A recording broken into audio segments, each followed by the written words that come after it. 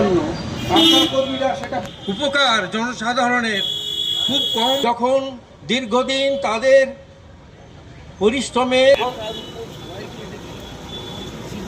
যে সরকারের পুলিশ তাদের সভাস্থলে যাওয়ার জন্য পথ আটকে রেলের টিকিট থাকা সত্ত্বেও রেল থেকে নামিয়ে দিয়ে বিভিন্নভাবে পথরোধ করেছে। কেন না সেই সভায়, প্রতিবাদ সভায় যাওয়া চলবে না।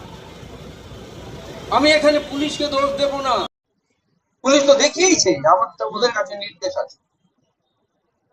স্বাস্থ্য বিভাগের যে উপকারটা হচ্ছিল, নারায়ণ সড়ক নিগম যে স্বাস্থ্য সচিব তাকেও দোষ দেব না, তিনি যদি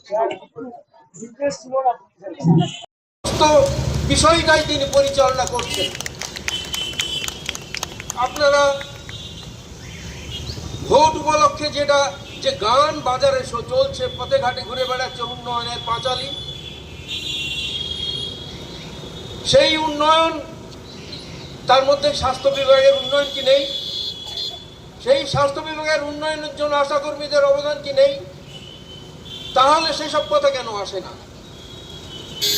15,000 টাকা মাসিক বেতন আপনারা কম চেয়েছেন, মাত্র দিনে 500 টাকা। আপনারা তাও বলছেন জীবন ধারণের ন্যূনতম প্রয়োজন এটা হতে পারে না, আরো বেশি হওয়া উচিত, আরো বেশি হওয়া উচিত। এই সরকার, একজন বলে গেলেন যেই সরকার আপনাদের স্বেচ্ছাসেবিকা হিসাবে, স্বেচ্ছাসেবক হিসাবে বলতে চাইছেন, স্বেচ্ছা এসছেন, সুতরাং আপনাদের দরকার নেই, কিছু দরকার নেই। অথচ যেহেতু এই সংসদরা, বিধায়করা, জনসাধারণ, আমরা ভোট দিয়ে যাদের নির্বাচিত করে চলেছি, তারা কিন্তু নিজেদের প্রয়োজনটা নিজেদের ইচ্ছাতেই সংসদের ভাতা, বিধায়কদের ভাতা বাড়িয়ে নেন। এটা ৭৭তম প্রজাতন্ত্র দিবস।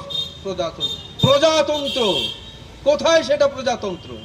প্রজা তো আমরা, নিপীড়িত মানুষরা, সাধারণ মানুষরা। আজকে সবাই দেখেছেন, টিভিতে যারা বাড়ি বসে দেখেছেন, রাষ্ট্রপতি ঘোড়ার গাড়িতে চেপে আসছেন।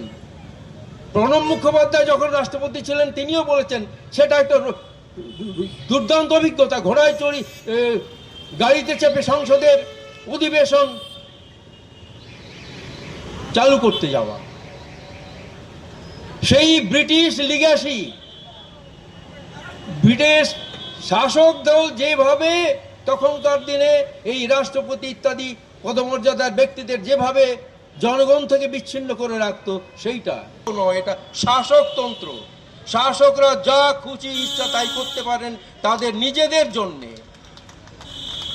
আপনি একজন কেউ মন্তব্য করেছেন এখানে, দেখুন তো, যারা প্রতিবাদ করেন, আমরা আরজিকর আন্দোলনে দেখলাম যে ডাক্তার অনিকেত প্রতিবাদ করে করে করে সুপ্রিম কোর্ট পর্যন্ত গেলেন। কেন করতে হলো তাকে? না তিনি আরজিকর আন্দোলনে যে নির্যাতিতা মৃত্যু